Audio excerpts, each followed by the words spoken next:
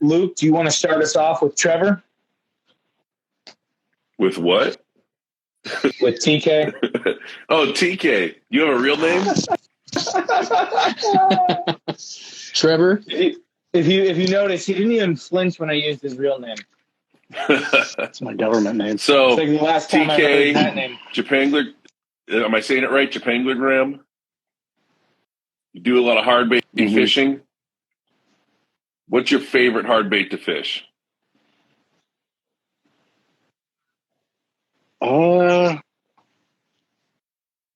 Probably the Megabass. We threw that this weekend. Oh wait, it wasn't the weekend. It was Monday. I heard it. Monday's close enough to the weekend. I heard it's good. I got there right when Luke hooked up. It was insane. So, yeah, probably the Megabass Halibut 90. It's a 1 ounce. It's not really a jerk bait, but it's a 1 ounce hard bait that you can fish 3 or 4 different ways. And I've got a few fun stories that I could probably tell you a little later about it. Our local tackle shop, you know about it, Best Fishing Tackle. Actually had a few good conversations with David at the shop, and they ended up ordering some for the shop. So that was pretty cool. After real quick, a bunch of fish. I don't even know how to say this. Mad Retriever Vision just commented out, nice Sheridan. He's got a good eye. That's my Sheridan right there. And just so you know, I hot rodded it. That thing's a monster. What do you mean hot rodded it? Hot rodded. It's all upgraded. Oh, like the seed and everything? Everything. So what's up? So we were doing a little bit of fishing, just messing around. We were there more to hang out.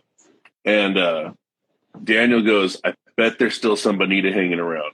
And as soon as he said that, I remembered you telling me that the Halibut 90 was really good burner bait, had a really good action. Literally the first cast got into a nice size halibut, probably the best fight I've ever had from shore. I saw it. I was eating a Starbucks sandwich while it was happening. So we did McGirdle. Charlie, what are you doing? Picture. So we meet at the boat launch in Marina Del Rey because we're filming promos like, we're out there popping and locking and doing TikTok dances and all that stuff. Of course, this is mandatory. So all the promos that you guys see, I hope you all appreciate them because we did make a fool of ourselves down at the boat launch. But Charlie's driving in. He goes, Daniel, Luke's hooked up. I'm trying to tie a knot real quick, and Luke's screaming at the end of the dock, I'm hooked up. And I run down there, of course, trying to film it all. It's all shaky footage, but that was a lot of fun. Real quick, hey, big shout outs if you're still in here, Max. Shout outs to you. It's a guy from if you guys don't follow him, he's from SD. His daughter's a warrior. So just big shout out to him, man. Kazuka Max. So I'm curious, TK, when did you start throwing hard baits? Yeah, or anytime. Or in general. Yeah, tell us when it started and then tell us what made you associate that out here. So when I was a kid, I moved around a lot. My father was in the military, so I moved around a lot. So I got a chance to kind of fish different types of water and different waterways, and just the always consistent bite was on a hard bait, right? So, you could go to a different lake and they would say, oh yeah, go get a 5-inch Senko. It'll get bit no matter what. Texas rig, it'll be great, right? But then always in that tackle shop, they'd have hard baits, right? And that might be more to catch the angler over the fish. So I just kind of fixated on those. And then I was getting bit on, your normal Rapalas and whatnot. And when I came out here, I started to watch a little bit of that Benji Kim fishing, right? And he was throwing the He stays Lucky throwing that Craft one. 110. And I was like, so I said, if he's going to throw that in the surf, let me try and throw it where I want to throw it.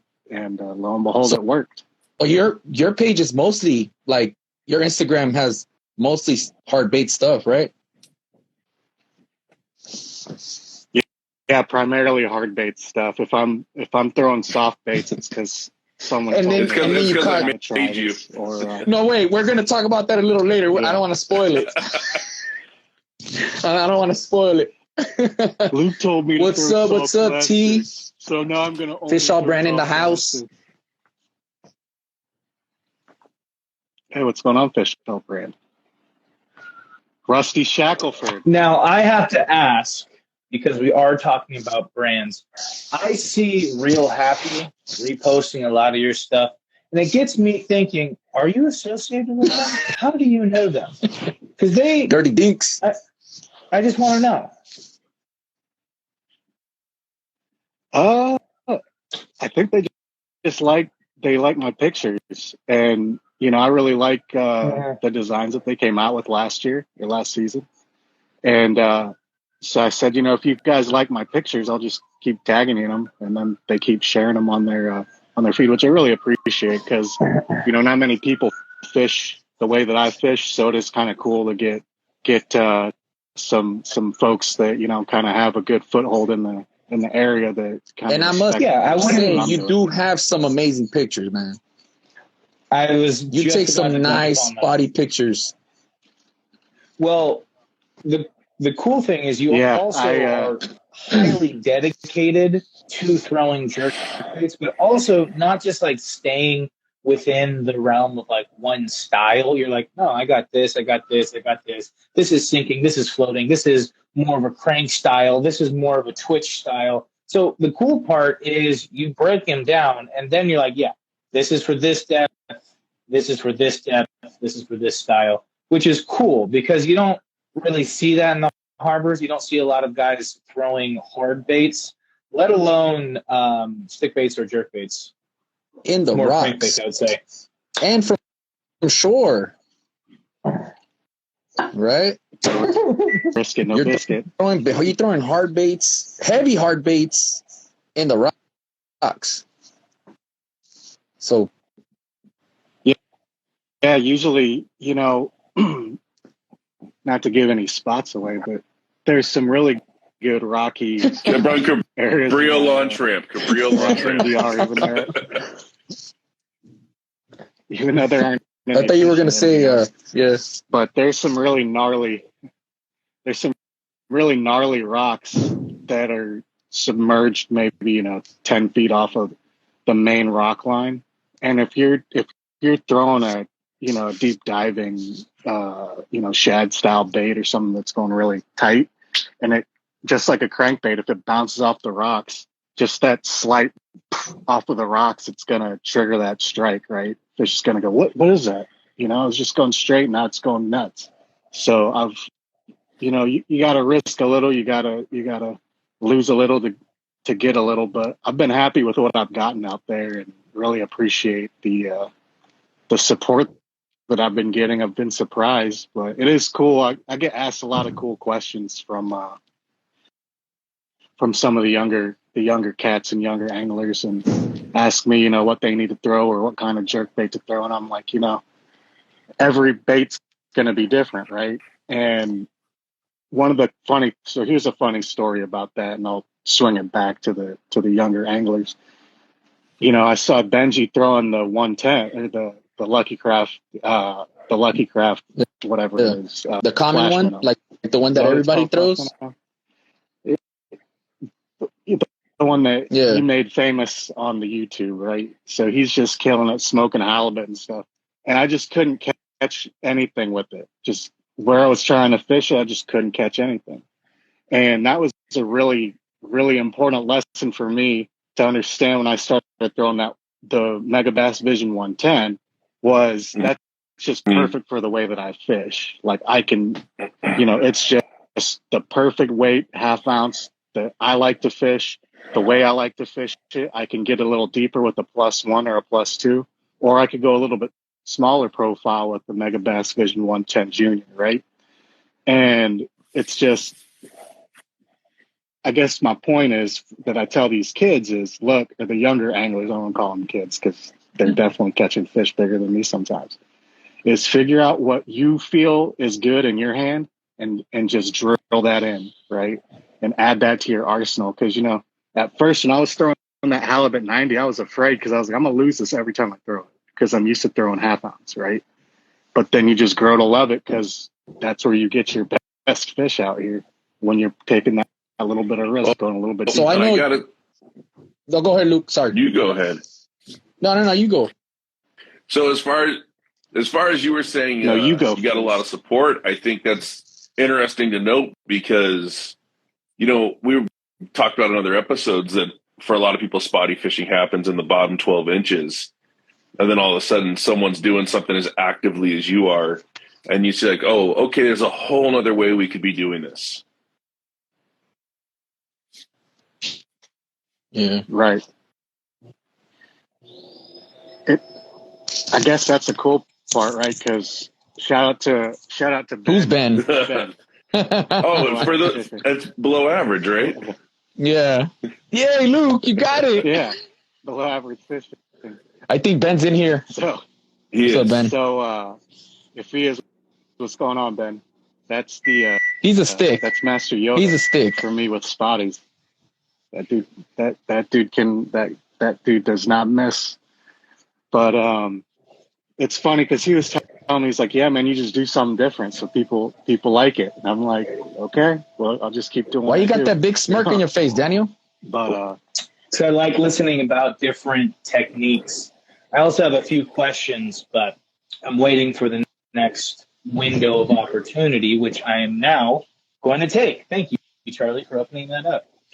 So a big conversation piece during, winter is how do I trigger a bite? It's been in the last couple of episodes, and it's just a continuous conversation to have, especially with people who throw unique styles of baits, unique rigs in general, but it's how can I effectively create a bite or find a bite during tough times. So I would like to open it up to all the seasons, but specifically, do you have a different cadence? Do you have a different rhythm? Do you have a different style or bait that is, let's say, a winter harbor bait of yours? So right now, I'm really struggling with the hard. It's because you're turning to the soft side. Because Luke told me to fish soft plastic. You keep thinking about it. You're like, now you're spoiled. You're like, I know if I just go low and slow, they're gonna hit. Luke is very persuasive, and I think it's because of his 16-inch like finger to finger like size hands. They just tend to cover your face and potentially suffocate you if you disagree. So the first time I got on Luke's boat, it was with Shannon. Bear paw. And he was like, nah, just throw this. Oh, throw this. And it's all, you know what it is, right? And I'm like, all right, cool. And I caught my first sand bass cut. First time using the fluke, killed it, right? I was catching spotty, sand bass, and it worked, right? So, I mean, if it's working, you got to listen, So I listen. Luke's the go-to. For sure. So Pee-wee says, drop shot, don't fail. As far as... Nah, I'm kidding. Hey, drop shot. I've heard it works. I've heard it works. What's up? I hear that it works. What's up?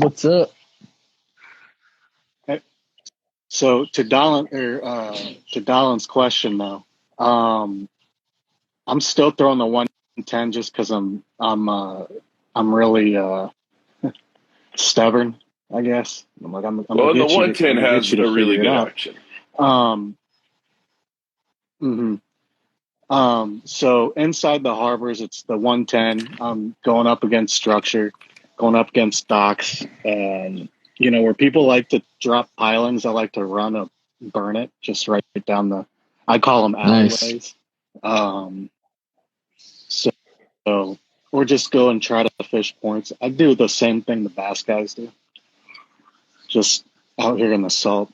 But yeah. So axe blade. So that's reading from about Hog the axe Squad. If anyone who doesn't know, Hog Squad's got a pretty bitchin' YouTube channel. They do. Fish a lot of stuff in local waters, and I think he's in Florida now. But yeah, very cool videos. he has videos on spotty fishing, all kind of fishing. Before I went out with you guys that one time, I watched some of their videos, Hog Squad. And now it's just so he's watching your video. Catch a calico.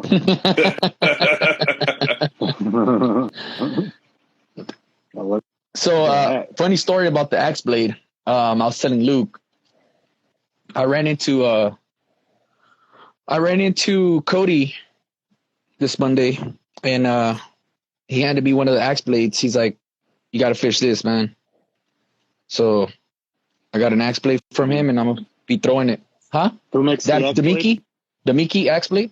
Who makes the axe Yeah, I've got blade? a handful of them. So if you guys don't know, Jesse, my boy that I fish with, that's on my page, on my Salty Hooks page, he throws the axe blade.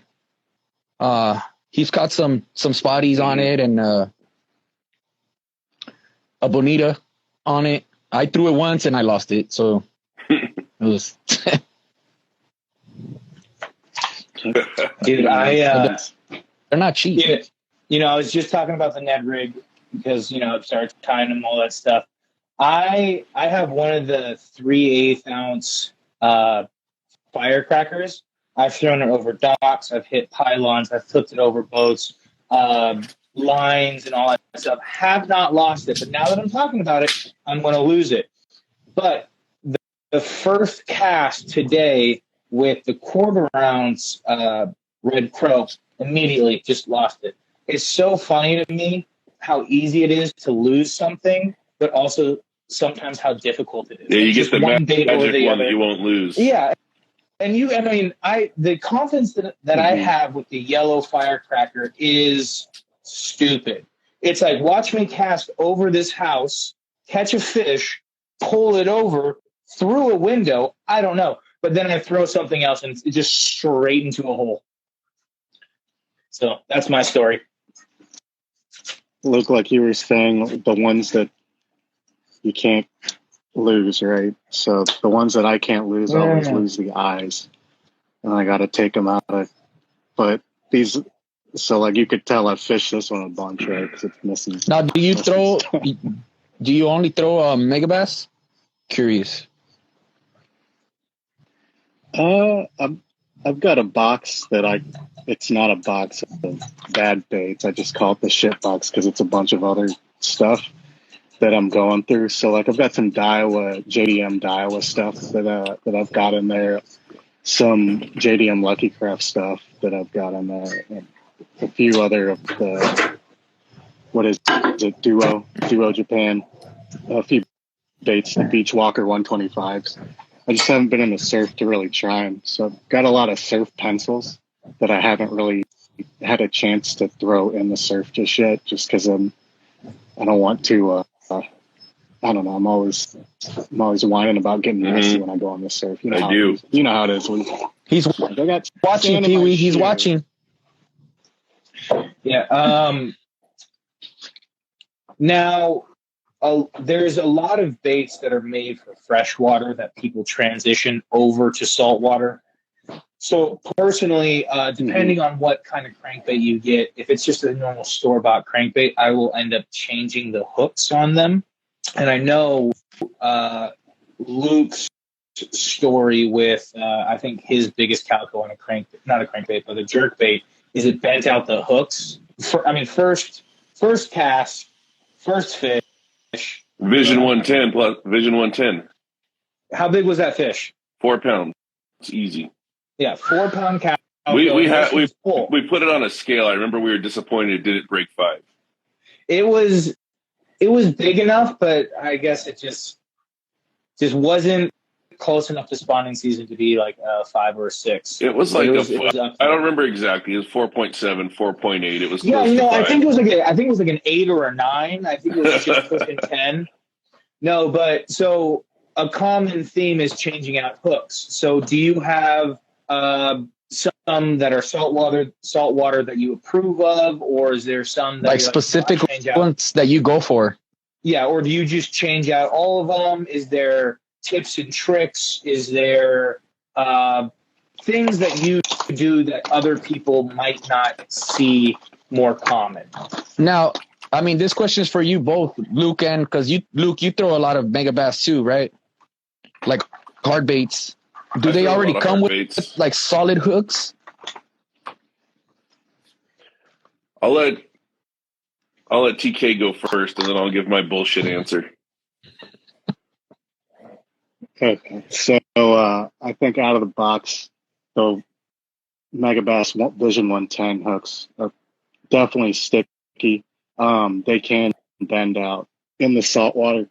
I've had some of them rust out, obviously, because they're made for freshwater. But I think that you can fish them a good few outings, rinse them off well, and you'll be all right. Same thing with any other lure that you have out there that's a hard bait that you care about. Just take care of them. In terms of changing them, the thing about changing a hard bait lure or hard bait hook is you've got to make sure that they're the same size, number one. That's the first thing. But you also want to make sure that the weight of those hooks are as close to the stock manufacturer hooks as possible, just so it doesn't throw off of the rhythm or the way that the bait will swim. So like with the 110, I'll put on owner ST36s. So those are good for freshwater and saltwater. And, there's some good videos out there on YouTube that will explain why they're good. If you want to get real in the weeds, it's about the welding of the hook, but it maintains that good wobble that you want with the 110. So that's personally what I would go with. Anything in the ST36. I've got some ST48s that I've put on some saltwater baits and haven't really liked what they've done to the action. They're a little bit heavy. So I'm still kind of trying to figure out the perfect hook to change up the saltwater hooks when they corrode or break off. Hope that answered the question. The Vision 110s, the really cool thing about them is as they're doing their action, they suspend and they'll just hang. In the saltwater, they kind of start to float. Now, I don't remember the exact hook size. Shannon told me once. If he's still in here, he can maybe write it in the comment section. But there's a hook and a split ring you can get that are slightly bigger that will make it suspend again in saltwater.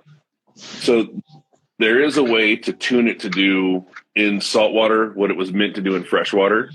Now, that being said, I'm just kind of a jackass. I fish it with the stock hooks, and when they break out, I go to my shit box and I pull out a hook that looks about the same size out of the shit box and put it on that, and I just keep fishing. It's kind of, a jackass way to do it, but whatever, it works. But one thing that I do is this is one of my favorite lures for tuna or yellowtail or even Dorado. And this is the 140S Colt Sniper. Hands down one of my favorite lures. And I will not fish this without upgrading every split ring and every hook to the heaviest owner hooks they make, because I've had heartbreaking losses on bluefin on these. And now that I upgrade and I've had it lost to straightened out split ring. So this gets upgraded as heavy as I can do. Does that answer your question, Daniel? Yes, it does. Sorry, I'm pouring right now, so I didn't want extra sounds being echoed through the audio. So I got a question for you, TK. A lot of people don't know that me and you went out and we had a contest to see who could catch the most calicos on a jerkbait. And we were tied 3-3. And I beat you with the tiebreaker on a jack smelt. Did you ever think you'd lose a hard bait competition to a jack smelt? A big jack smelt. You know, it was I actually got a really big jack smelt in the harbor, and it might have been an omen of things to come. Like, you're going to lose to my brother. But yeah, for sure. I definitely did not anticipate it being a jack smelt. But if I was going to lose, I'm glad it was to you and not. Yeah, not You didn't me, lose to me as Charlie. much as you lost to the jack smelt. Yeah. Both lost. Dude, Jack smelt. Charlie and I were having a rough day. I was being stubborn. I was really trying to get lucky. And this is one of the things that Luke has taught me is I was looking for that one fish because they weren't biting the 6-inch slug. And I threw every color at them. I split it. I put a tail spinner on it. I threw it on 100 different rigs. They just weren't eating the 6-inch slug. And that was me being stubborn, looking for one fish to eat the 6-inch slug. I was like, there's fish out here. We're marking them. They're biting. I just want one to make me feel better. But you did. Open. You know what? Let me tell you a story. He's trying to make you feel good. You should feel awful about it. Yeah. I was fishing with Nick one day, and I caught a sculpin, and he's sticky fish, and he's like, I'm all bummed out. And he's like, why you bummed out? I didn't catch no fish. He's like, what do you mean? You caught a sculpin. You caught a fish. You didn't skunk. You caught a fish. You too. And it was on your slug. Right? It's about the memories that you made with your friends along the way. I think I'm on the wrong live. You should be a little too supportive. You should be disappointed in yourself. You know how I am, man. New year, new you three. Okay. My bad. I didn't know I got your turn around your cup and read it.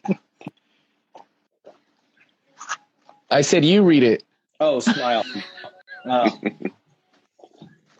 Yeah, so these are the what I was talking getting about at is there's a time and place to throw something, and being stubborn might get you one fish, but it's not going to be what they're actually chewing on, what they're actually fixating on, and so on and so on.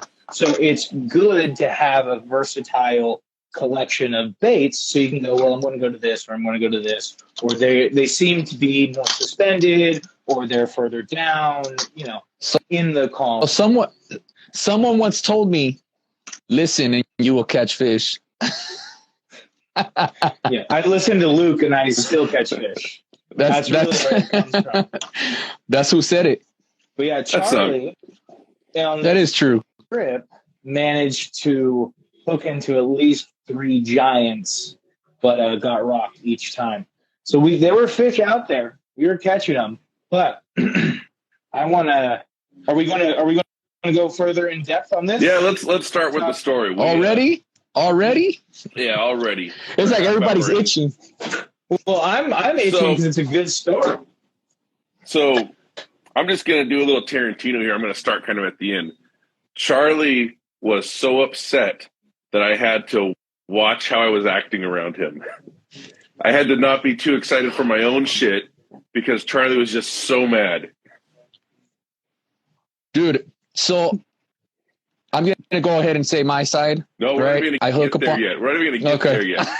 So I'm looking at the conditions, and I'm like, hey, fellas, listen, I know this is going to suck, but we're going to be meeting at 3 a.m.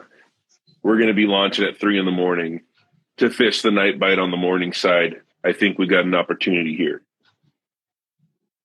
And you can go from there, Charlie. So, yeah, we woke up at, I didn't sleep that day, right? I woke up at, I think I went to sleep like around 12, just closed my eyes, woke up, drove. We got to the boat ramp. We launched. We got there. I don't know who, you hooked up first, right, Luke? And you lost a really good one. Your clip opened up. Oh, right. I think that was the first one. I forgot about that. One of the only times I've had a clip open up.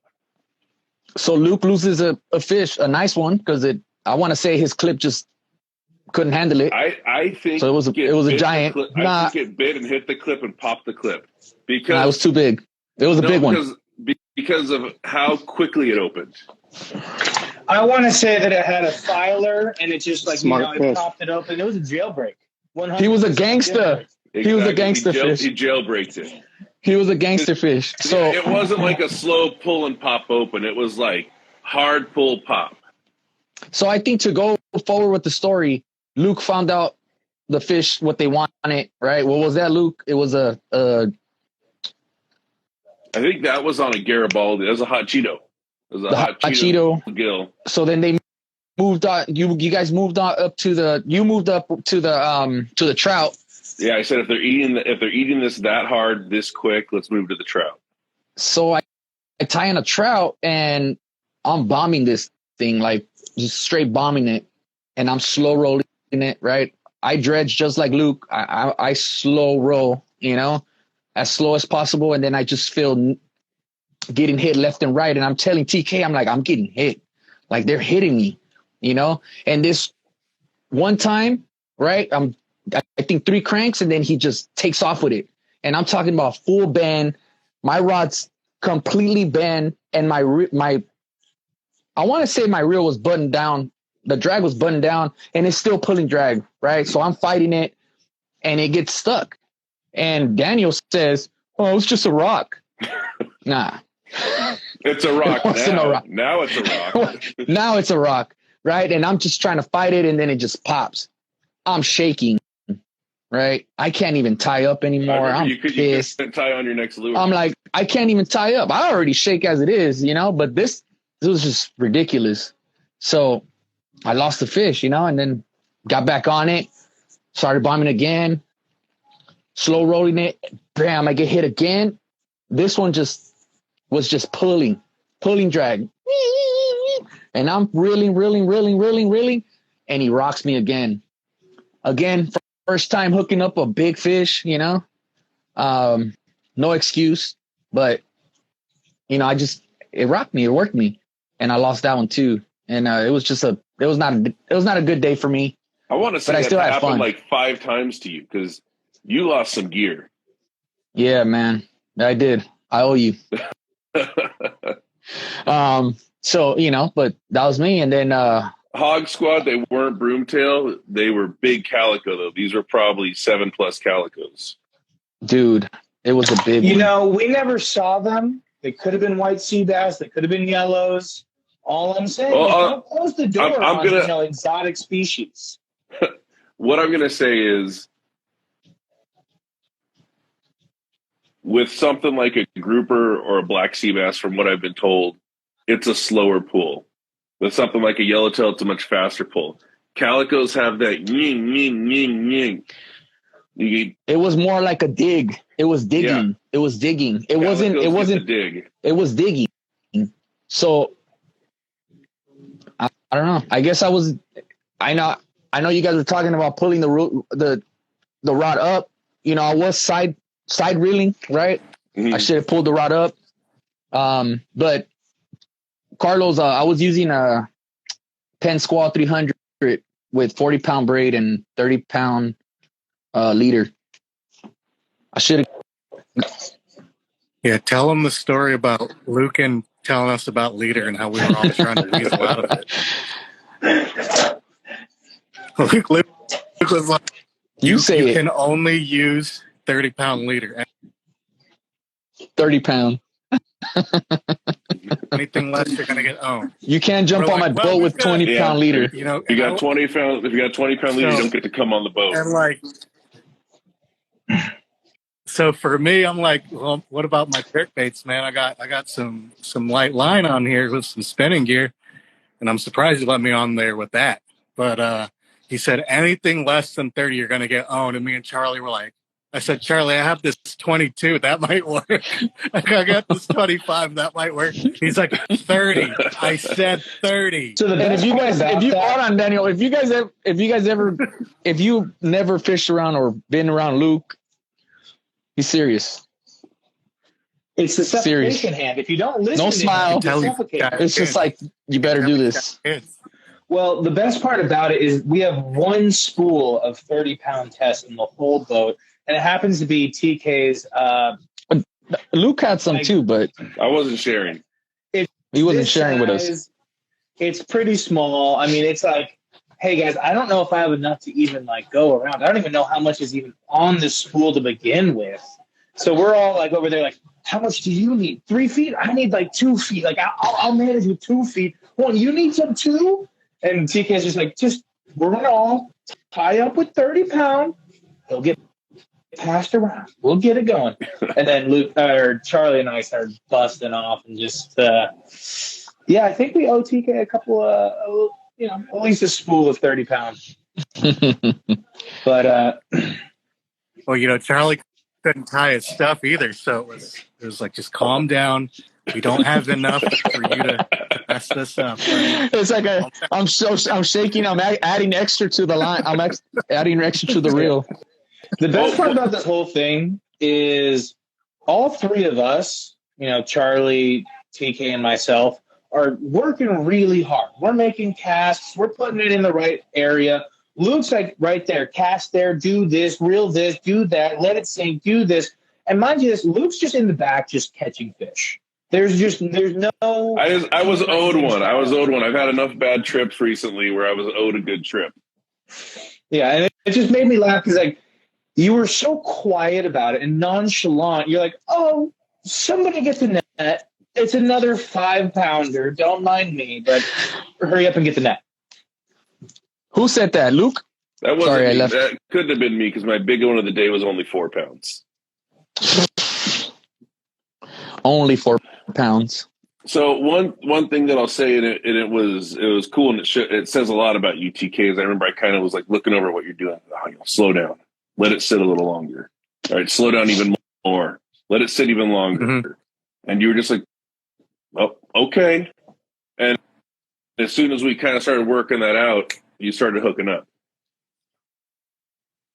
So that was the best advice I had gotten in a while, because it was like, hey, the speed you're reeling, go like 8 times slower than what you're doing. I was like, so I've seen you fish your hard baits, like when we fish with Ben, and you fish a little fast, huh? Like, yeah, you fish a little fast.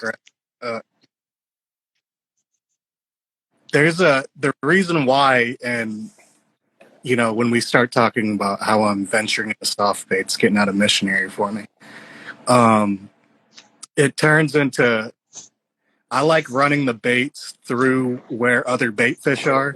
So if there's a predator that's tracking my bait and it sees a bunch of fish flutter away, that it sees mine just on that straight line, it's going to smack it, right?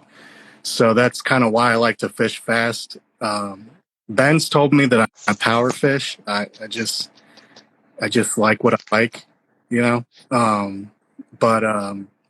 I mean, but getting that advice to slow it down and just 8 times slower for real was like, I got it now, and that helped me dial it in, because I never fished that. I think at one point, and now I was like, here, look how slow I'm doing it, and you're like, you're turning the handle right now.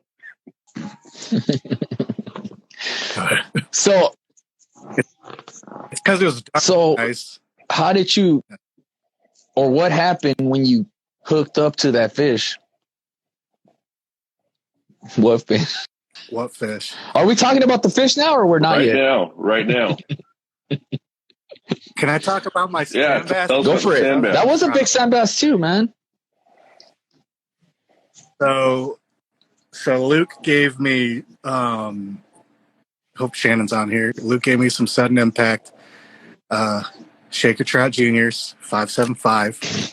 They get bit, baby. And I was just dragging it on the bottom, and I felt the tap. Then I felt the tap tap. I was like, oh, that's definitely a bite. So I just started reeling hard and pulled up a sand bass. And it was funny because I was like super ecstatic.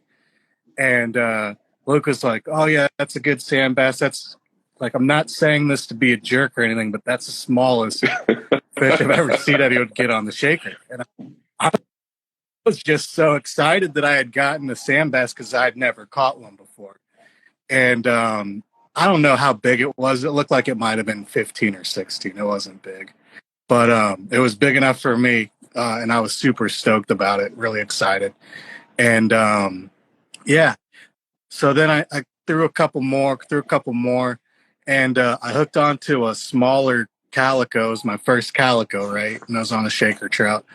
And I was like, oh, man, this does work. Just slow rolling it and kind of letting the bait do the work on the bottom. It does work. And with the tail on here, it's just like, I mean, I would eat it, right? So I was just like, all right, okay, this is working. So I got my first calico I've ever gotten. And I was like, okay. Then I was like, got wow, it. small Now I calicos think I eat it got too. it. So I'm continuing. Yeah. So small, tiny calicos eat it. You know, I can attest to that for sure. And then all of a sudden, it's about to be like, we're all checking our watches. It's like, yo, sunlight's about to come up. And it was like that perfect over the horizon where you can see the sun kind of just I peeking think up I a was. little bit. I'm doing I what even said every like, hey, we've dude only got does one or about two casts left till we move to jerkbaits. The golden hour. It was Yeah, it was 'cause it the was- golden hour. And it was just like, it was like you could hear the Lion King music, and then just the clouds opened up. It was perfect, right? And then and there I was. I just cast it out, and it no, it was the first one that I got on the truck. I was excited because it was like a hammer. It was like somebody had just. It was like I thought it was a steel What's or up, something. Nick? So hard. And then Sorry, Luke. Sorry. and you know, Luke had told me that I had Luke told me to have my drag pin down, so I was lucky I did. And then it was just like, wow. So then, you know, I started reeling it in. I was like, oh, this is big. I was like, Charlie, net. Charlie ran and got the net, ninja'd it over, you know, did a few flips and stuff. So then, you know, I'm reeling in. And like, Luke just goes, that's big. And Daniel was doing the filming, but he was like, Yeah, we were having to slow calm. you down. Like, stop. And it was like, steady. Yeah, because he was in my ear. He's like, yo, just stay calm. You had a reeling style that was kind of almost like you were trying to jig like deep water jigs, where it was like really up, really down, like really like this. And that's how you just wear out that hole in the side of the mouth. And any like just any looseness, any slack, that hook can just fall out. And it's, you know, for a lot of fish in general, you know, just pull up, wind down, pull up, wind down, and then, you know, just stay calm, because you were just, you were wrestling them in. I'm like, that's going to either break or, you know, you're just Which is where we'll talk about losing that big calico right at the boat. Oh, yeah, you got to tell us about that. So, go ahead. Yeah, I ended up, Charlie gets a net. There's this giant fish just sitting on its side. Charlie gets in the net. We pull it in. And, you know, Luke's like, oh, man, get the scale, man. Get the scale. So we got the scale. For the it was 5 record, guys, I'm not short to fit in the net. He did say I got in the net. I didn't get in the net. So just 5-pound calico. Yeah, just a 5-pound calico. Just a 5-pound calico. And the funny thing is, so like that combo that I was using, I have only caught big fish on it, right? So like I don't have reps with it. So like I look like a fool out there sometimes with it because I don't know what the hell I'm doing. I'll be the first one to admit it. But, you know, I'm always using that light spinning. So, but I will say that just getting it to where Daniel was like, yo, just chill. You got this. You know, it was just like, all right, I got it. And then, like, you know, once you have some good homies on there that are kind of telling you, like, hey, I've been here before. If you do this, you're going to fuck it up. It's good to have that in your ear so you can land that fish. And it was a good team effort, all four of us. Daniel got a good video. Luke had the scale. We got to measure it. Charlie had the net. How I long couldn't was catch it? any fish, so I Good. might as well film. It was 21 inches. So I was really excited. So that was my. So you were calm, but how were you inside? I was tired, man. I'm not gonna lie. Team at that point. No, I mean, when you saw the fish, like, you know, you were calm, but when you saw the fish, how did you feel inside? Because you had to put a calm face. So fishing is so I'm not trying to get too philosophical, but for me, like, fishing, I told Luke and I've told Nick this before, like, I'm kind of in a constant battle to do better, you know, the next trip, the next outing. And that's just kind of the way that I look at it. So when I got the first calico, I was probably more excited to get my first calico than to get the 5-pounder, if I'm being real with you. Because now it just means that I have to go catch a 6-pounder. There you go. Right. But that's the fun part. So the last couple of trips that I've gone on with Luke, we took Anthony, Black Flag, and I usually go over the routine story of how I'm still looking for a 5-pounder, how I haven't broken 5 pounds, yada, yada, yada. I was really close. I just got just under 5, above 4, blah, blah, blah, blah. Oh, I didn't even realize all this. You're getting screwed. Oh, this is back-to-back trips, Luke. I've told this. I need to stop telling this story. You were this close to 5-pounders back to back. Oh man! And so what's funny is every time I tell this story, the guest that we bring out with us, the person that, you know, kind of gets to ride along and figure out what we're doing, ends up landing their PB sand bass, their PB calico, their PB in general. And it's always above 5 pounds. It's never like, oh my gosh, this is a 4-pound calico. This is my PB. It's like, this is nearly 6 pounds. And I'm like, man, I've been fishing so long every day, and I cannot break 5 pounds in any category right now. However, that keeps me going though. I'm excited to keep fishing. I will say this, and this isn't a trash talk, but this is also it's just the way it is. You know, when we were on the trip with Black Flag, I said, hey, there's big ones hitting the Cheeto gill. And you're like, well, I want to use the slug, and I want to try a creature bait, and I want to catch on this, and I made a dragon tail, and I'd like to throw that. And I went, gill. And then on this last trip, I want to catch on the slug, and I made a bigger slug, and I got this other thing, and I got a double slug rig, and I was like, trout. And all the big ones got hit on the trout. So there is something to, this is what they seem to be biting. Let's start honing in on that. The first trip, I had like a 30-plus fish night with Black Flag. You didn't get the 5-pounder fish. I didn't get the 5-pounder. The last trip, again, because it was that 30-plus fish night, I went to the bigger bait and said, I'm going to get less fish, but they're going to be bigger. Which is, you know, good to know. You go, hey, I'm going to weed through that small range because, like a lot of people say, is those bigger calico will see the smaller fish, the smaller calicos, hit the larger bait and realize when they don't get it, that's what sometimes triggers those larger bites.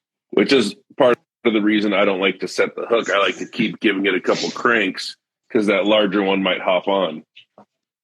You did say that at the beginning. You said if you hook a big one, don't set the hook. Just crank it a couple times before you go and set it. Yeah. So, Luke, tell us about your fish that you lost at the boat. and why you lost the fish. I can't tell you how many fish I've lost at the boat, but it just seems like sometimes you get hooked on that fish that you know is really big, and in that fight, it's worn that hole in its mouth, and when you get it up to the boat where you've now released the pressure, that hook just falls right out, especially if it's hanging outside of their mouth. Yeah. Which is one of the reasons we want to be quick on the net on those big fish, too. You don't want to give them a minute to do something at the boat.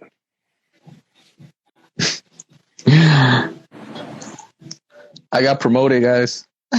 How are you on top right? Because on mine, you're down here. That's you right there. I don't know.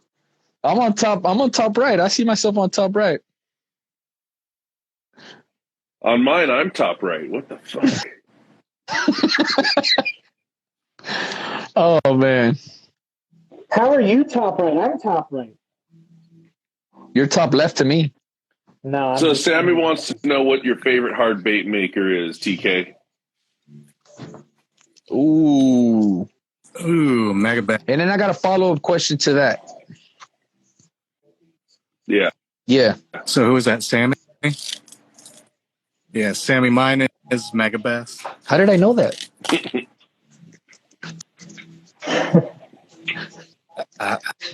How you could know that? So what's your follow-up question, Charlie? So, TK, if you guys don't know or you know, started a new page. Tell us about that. Yeah. Oh, Bass Star? I am. Spot, and I got to come up. Just a little, like your vision for it. Hey, you know what? I'm gonna give you a second to think about your answer. Dominic just asked if there's any reason to slowly reel and then set the hook. We don't slowly reel. You still reel. That's when when you feel that bite, that's when I might even pick up speed a little. But you want two reasons. Number one, if a bigger fish is gonna hop on, you want to give it that moment to hop on. Number two, if this is the bass's mouth, you don't want to just set it and pull it out. I like to give it a quick second to dig in before setting the hook. So go ahead about your page. So I was talking to Nick about a few things, SoCal Fishing Squad, and he was like, "Hey, man, based off of this conversation, I've got this idea." And he was like, I'm gonna paint these jigs. And I was like, "Oh, wow." It's like, well, I've been thinking about this thing. I don't really know what I want to call it, but I want to kind of showcase some of the local bait maker area, and if we can collaborate on an idea or a colorway, a color scheme, to try and kind of promote it, get eyes on it, kind of that. And so that's kind of where I came up with Bass Star. So what I was trying to do, find ways to come up with requirements for bait makers to see if they can that requirement, and then try and get eyes on it, and maybe share some JDM ideas or JDM inspired ideas, and go back and forth. There's a few JDM baits that are pretty popular in the bass scene right now, like the I think it's called the swim head libero from Raid Japan, and they're really hard to come by, but the heaviest that they come in is a 1/4 ounce, and that's pretty dope for me because I like fishing 1/4 ounce in the harbors, but I could just see getting smoked out in open water. And so coming up with ideas like that, or saying, hey, can someone make a lead head that could fit something like this, or make a soft plastic to fit on like this? And then kind of see if we can't grow together from there, get eyes on it, and kind of showcase people's talents and stuff like that, and also catch some dope fish on some cool ideas that haven't been tried before. That's primarily why I like to fish in the harbor, is just because it's what I'm comfortable with, but also it's something that is kind of it's not a new thing. I'm not the first guy to do it. I won't be the last. I'm not the best either, but it's just something to try. Everyone likes fishing their own way, and if you're catching fish, then you're So not we'll doing post it that, all right. at your page in our stories tomorrow, so everyone can check that out. It's growing. It's growing. Yeah, it's still it's growing, but we're still working on some ideas. I have an idea for I was talking with Ben from Who's Ben? Who's Ben? Fuck is Ben? Below Average Fish.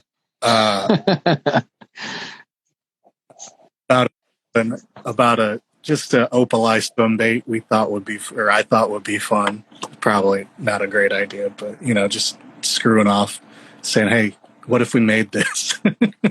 Or what if we asked somebody to make this? How would they do it? So, yeah, for sure. For the shout, Charlie. So someone asked, I don't want to butcher their name, Shinnerman. Have you ever used 13 fishing hard baits, jerk baits, or are they any good? Schnarr, I'm sure they're good, man. Depending on your fishing style. If you like suspending, I know they have some suspending ones. I've seen them before. They've got some good patterns, so I'm sure they get smoked in the harbor. You just gotta figure out how you like them. He's got a cool YouTube. Yeah. YouTube. Last time I met up with him, I don't know if you were fishing the 13, that style of jerkbait, but he was mentioning that he was hooking up on a lot of halibut with it, but I don't think he's connected to a spotty with it just yet. So this is probably good for him to tune in right now, just because that might give him that next edge and next level to actually hook into a spotty on the crank or on the jerkbait. Cody's on. He said Demiki and sudden impact. He knows what's up. Not hard. Cody just got a fucking pig on that Demiki. He just set the bar. Yeah. Jerkbait. That's a really good way of putting it. That's one of the bigger jerkbait fish I've seen. Not my quote, by the way. I just got it from somebody who posted it. What makes me get excited is whenever we talk about something, Cody's like out the next day landing fish on that style. And doing it better. Mind you, that's way better. But what was funny is he posted that picture of the jerkbait spotty, and I was like, man, this guy's out here. And then I think he posted another one like a week ago too. We were just like going back and forth. He's like, yeah, dude, I get so excited every time we talk about something new. I'm like, I'm just as excited as you are, but I'm stuck in a shed making some baits. So it's a little bit different. A cool thing I want to bring up is when we were all out the other day, sun came up, bite turned off. We didn't get anything on soft plastic again. Bite completely turned off. And we ended up fishing the jerk baits hard at that point. And we ended up, what did we get? We got 7 fish, and we couldn't get them any other way. I got it. Yeah. Oh, it was hard. And so the trip I went on after that, I think we got one sculpin. It was like a long day in the harbor. And this one was in Long Beach Harbor. One sculpin. And I ended up getting hit by a pig on a 110+1 that pulled me into the one strand of kelp over by where we were and wrapped around the kelp. And then we went out another time over the break where there was too much fog, so we're all fishing off the end of the dock. The one fish we ended up getting was on the crankbait. And then we were out the other day, the one fish we ended up getting is on the halibut 90. And I'm just starting to see this pattern of that producing on tough days when nothing else is. Maybe that day where you're catching 20 spotties, it's not the right call, but it seems like on that day where things just don't want to bite, it's still enticing the bite. It's a good one. For me, one of the things, so like when we were on that trip, when the sun came up and we switched, I threw the Zonk 120. It was silver with the red head. And you were telling us you had positioned us to chuck towards a rock, and got to risk it, right? So I ended up snagging first I got a calico on it, right? And was pretty stoked on it. And then like the next cast, I lost a 110 in the same spot. Trying to get to, but it was similar Yeah, to this. the red head, right? It's like a, yep. And you said that day that was the first time that you ever caught a fish on that. Yeah, I've never caught anything on a Zonk 120. I've got a bunch of them in my box, but just haven't. They're like a surf bait for, but for whatever reason, that action, it just worked perfectly for him that day. And ended up getting lucky. But yeah, sometimes they don't want them. But I will say this, that, and this is just me personally, I remember getting back to that Benji Kim video on YouTube when he was talking about how he would say, like, it's just a way I feel, but I feel like I get better bites on hard baits in the surf.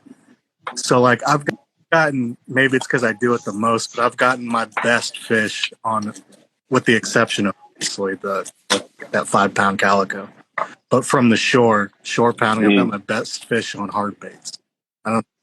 Yeah, you have the same. That bonita by far was the best shore fight I've had. That thing had me under the dock and 20 feet out behind me. Like, I can't, and I was between two pilings. I can't believe I got it back.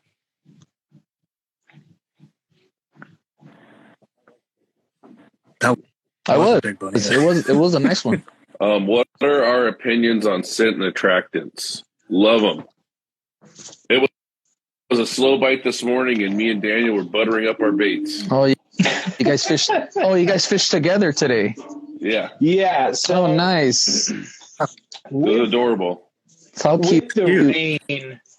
With the rain adding a lot of turbidity, which is a big college word for you all, adding that sediment and then just that grossness to the water, it really decreases the visibility, especially in Marina del Rey. Which can be a good thing. Clear.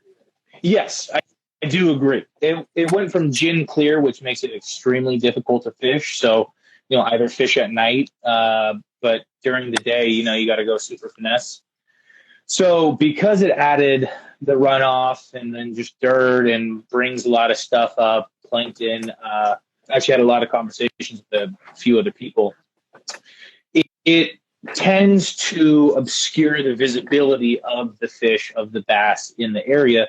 So they're going to hug tighter to things that make them comfortable, such as docks, pylons, rocks, structure, all the same. So that scent might be able to allow them to focus in without seeing something, or at least catch their sense of some fishability, which isn't a real word, but we're going to find it here. If you're playing really slow. Yes. 2 of my fish yesterday were dead sticking. And just, I do use scent. I think it's a huge part, especially in a winter bite, when everything's slowed down and a little bit, just not necessarily looking to eat as frequently as in, the summer metabolism of a fish. So that scent is something that maybe we'll pick up them or we'll pick them up to kind of hone in on your bait. But also, I think it helps with that second bite. So if you get bit and miss them, or if you get hit, bumped, whatever, I feel like that scent helps, cover all 10,000 taste buds in their mouth. And they go, well, that actually tasted pretty good. And so then they'll bite again. So there's a lot of pros, I would say, that come with using scent just in fishing. I mean, there's, in my mind, more pros than cons. So there's no reason not to use it. So I got a video coming out tomorrow about how I trimmed down a couple baits to just make them smaller for when the bite's a little more finicky. And it's kind of what I did this morning was I wanted to mess around with those baits just to kind of show, because we knew it was going to be a finicky bite. And I don't mention it in the video, but that is a big part of it. When you got that finicky bite, that scent makes a huge difference because they're not in the mood to bite. You got to trick them a little more. And remember, kids, Marina Del Rey does not have any fish. Well, that's All why right, I was just that's gonna why say we went to something. Long Beach. I was just gonna say something about that. TK, you need to trademark that. You need to trademark that, man. MDR doesn't have fish. I might. Yes. Dot. Do you guys think salt in a bait has as much effect, or That's so funny over that you scent? asked that, because I just was diving into that topic this week. So a lot of people will swear by the buoyancy of the bait being more important than the actual saltedness. Now, I think there's pros and there's cons. A lot of pros might be more towards freshwater and how the bait plays. But in saltwater, I feel like you might want a more buoyant bait so that you're kind of off the bottom, or you get a little bit more motion rather than, freshwater. Because in saltwater, you're fishing 20, 30, 15 feet, which is not uncommon for freshwater. But, there's a lot less just normal, like, weight of the hook kind of sinking it. So that's my opinion. So let's talk in terms Say that again? of keeping that. I was talking more in terms of keeping that fish. I think stuck to the scent's more important. Yeah. I'm gonna use scent over salt. Again, there's a million scents out there. There's also some that are keyed in with specific aromas, specific fats, and all that stuff. So if you look at Procure has like an inshore, it has crustacean, it has They have a lot. anchovy, yeah. Mm-hmm. So they have a whole They have line Calico cocktail. But their scent is really sticky, so it sticks on the bait better than like hot sauce, right? Hot sauce gets washed off real quick. You know what? So you Hot got sauce is what I caught on this morning. It's a good scent. I use it too. But Procure has that sticky, like if you put it on your skirts and stuff, it sticks It might much still be better. on another trip later. Hey Carlos, So just to answer your question, Doc Stalker asked, do we trim our skirts on a war bait? I usually do to expose my trailer a little more. I know Luke likes to use his trailer a little longer. We were talking about this last time. So I don't use warbait. I fish all in lead. I know, but I'm saying like skirt wise, I guess in general, skirt-wise in general, I do trim my skirts. That's the way I was taught. Just to show my trailer a little more. It depends, My skirts and are I a do little long right trim, now. I've been thinking about trimming them. and I do trim my bait to get a better hook ratio. Yeah, I wonder who. So, but yeah, to answer your question, I personally do. But everybody's different. So Dabber was asking, is it better to switch up bait styles or just fish the same thing every time? My answer to that would be, I'll change styles until I find what's hitting, and then I'll fish the hell out of it because I want to whack them. The thing to remember is, and this will pertain to me, like with the fluke, is the fluke ends up being my go-to, and if I'm changing through, inevitably they'll start hitting the fluke, but I'll get that day where they're not hitting the fluke, and I'll have to remind myself, hey, you got to keep changing. You can't just hammer this one style. So that's my thing. Fish the hell out of it once they start biting it, but when they stop biting it, start changing again. Hey Nick, you know who told you? You know exactly who told me. Things that I will do that are bait specific is I know sometimes what's working, and right now the spotties are definitely eating on crustaceans, so they're honing in on that crab-like, that crab and that creature bait kind of look. So what I'll do is I'll just use different colors. So I'll go from this color, and if that doesn't seem to be working, I'll just change that up until I find a color that they are biting on. With the slug specific, what might be the indicator that, or like the change that will get them to bite, is shrinking it from 4 inches to like 3 inches. Dude, this is actually pretty funny. Banana Movement says I use power bait in my hookup baits, which is a funny joke at first, but it's been a very successful thing for people to take a tube bait and just fill that thing full of sand. So it's half true. How, Luke? There's no sophisticated way to do it. That's funny. Yeah, man. I mean, scent works. Scent works. That power. What is it? Power bait? Power bait. Like you're fishing for trout. Salty bastards. You had me rolling, man. He said it depends. I trimmed it depends on the date. Oh man, nice. But yeah, so Nick said he's the biggest. Fantastic too.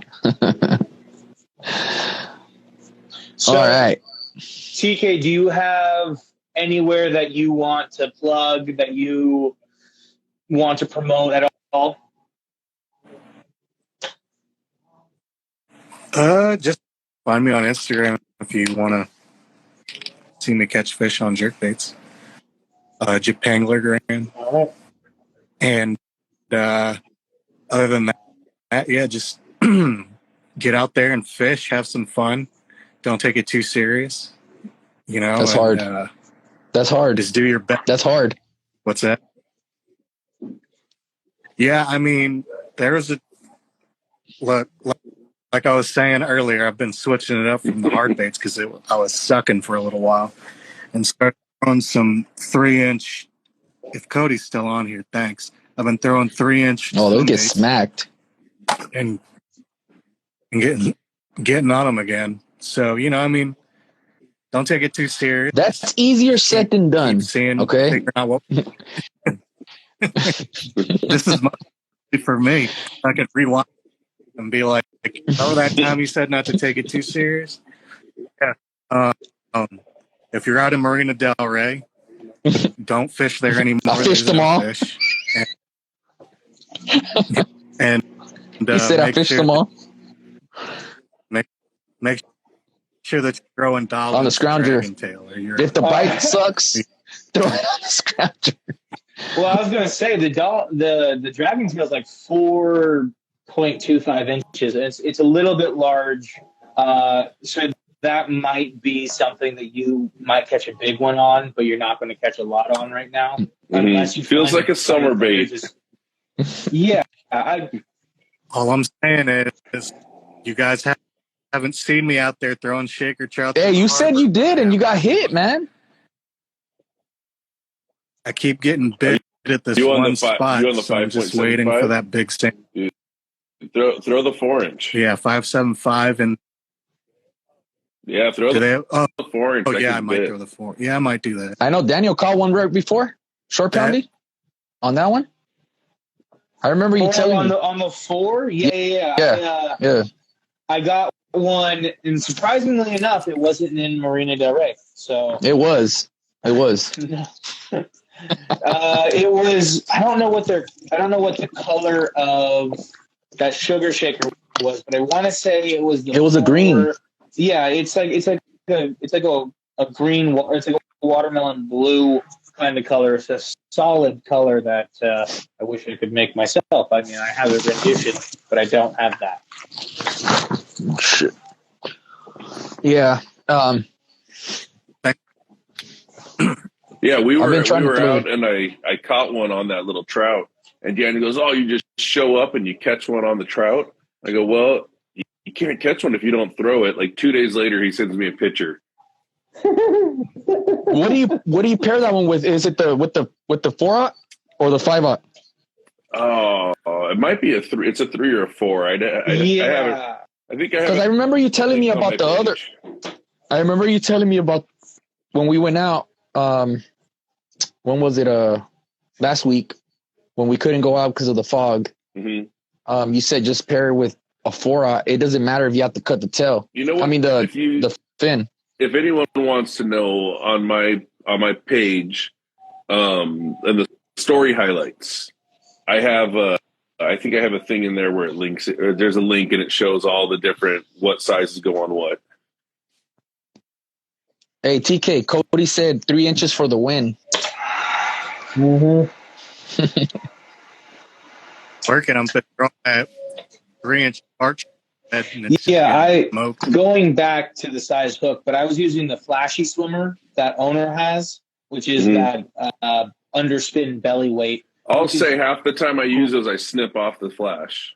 I know. I see most of those are the flashy's gone on yours, Luke. Dude, I love all the flash. But again, I love it too, but they don't make it without the flash. So do they go higher than the 1/4 ounce? I think so. What's the heaviest they go? I think. But then the hook gets bigger. I've got a buddy who pours lead, so I've let got him that know. shit all the way up to Let him 3/4 know. ounce. Let him know I'm still waiting for my order. Dude, that's some bullshit, Daniel. But yeah, I just gave it to him. Actually, no, it's already been like 2 weeks. I've got 4 1 week. 1 week. 4 outs with a 1/4 ounce. They're gnarly. Yeah, I have some of those. You guys expect too much from a small business owner. Yeah, let me get 2-day turnarounds. So no, it's because I always let you just slide. See, look, Ben said, "Where's his 4-aughts?" Do you guys check tide prior to going out fishing, or do you just go out there regardless? That's kind of the answer. It's both. Check. If we're going out in the boat, we're not wasting our time. So if conditions aren't right, we're not going. Sometimes we just go regardless if we're going to the docks. Just like, I've got an hour to get out there. Let's go do it. Doesn't matter. This is my free hour. Yeah, I will check because if I have time, I want to plan out like a game plan, like a course of action that goes, okay, I'm going to fish from this time to this time. I do think water movement does play a huge role in sparking the fish to bite. However, I am also working on figuring out the bite no matter what tide it is. Yeah, and that's what Dirty Dink said just right now. He said, hit all tides. You know, it's a learning experience every time you go out. Low or, exactly. You know, MDR has some gnarly low tides, man. Like negatives, right? Like where you see everything, man. Shopping carts, scooters. So, yet I can't find my A-rigs. We were all out in Marina Del Rey the other day, and I've never seen it so clear. We saw sunken shit that you could never see. We saw a school of, what was it, 60, 90 bonitas? Yep. Who were running away from our baits. It was so clear they could tell it was a lure and just ran. And they were circling. We probably got dozens of casts on them. Well, yeah, you were there, it was TK. too clear. Yeah, I hit some of them on the head, and they weren't having it at all. So TK, I guess for you, what's your time to go out? Do you check? Do you not check? Do you just go out? Man, I don't really get to fish as much as I want to, so I'll just go. It's usually a time thing. Like I'll just go when the time's right. But depending on the tide, I'll choose a different spot. Yeah. So for me, usually I go before work, and I only have 45 minutes anyways. So it's going to be more of accessibility within a short amount of time. I don't want to have to walk 20 minutes to fish 10. So usually is where I can just kind of park and then roll in. How do you do it? You've lived so far. I wake up early. So guys, we got to wrap this up. I'm smelling dinner. For sure. Any of you guys got any final thoughts? TK? Find me on Instagram, Japanglergram. Follow and I'm really excited, man, for this page to go up with your, to see what your vision come to life, what you have.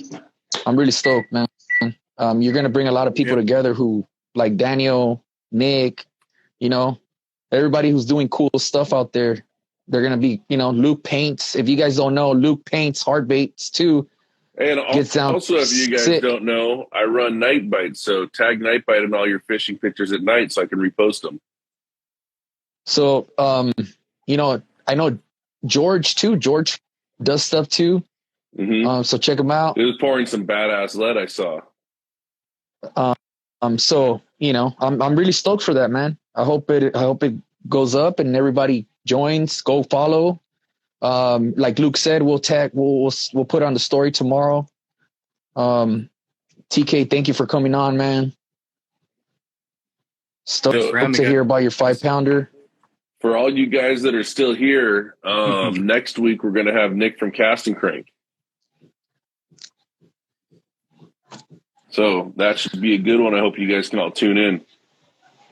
Yeah, that's for sure. Fun. We get to kind of hear his breakdown about the toy drive and just the success that's brought the podcast that he has, but also just the fishing community. He's been a huge kind of like role model in the community of bringing us all together, which is very cool. Again, it's there's a lot of people talking about just bringing back the community of fishing and staying away from the toxicity that has just been known in the saltwater community. Very known. In the fishing community, I should say, in general. Now that Nick brought this up, we do have to bring him back on because I think everybody should hear his story on how he started painting jigs. He did join us in the beginning. He just said, I don't want to have him on the live. And that's not true. We'll definitely Nick on again. It's a pretty awesome story how he started painting. I keep asking if we could bring Nick back, and you keep saying no. I don't know why you do that, Charlie.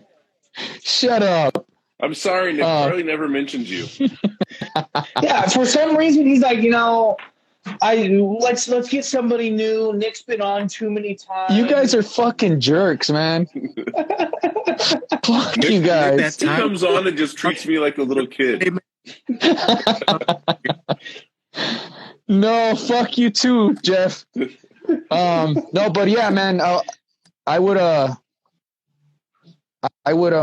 that would be cool to hear his story, man, his backstory on how he started painting jigs. All right. I'm smelling dinner. I'm going to wrap this up. But, tune in next week to hear from Nick from Casting Crank and to hear a little bit more about Charlie being a hater. And what's stay tuned.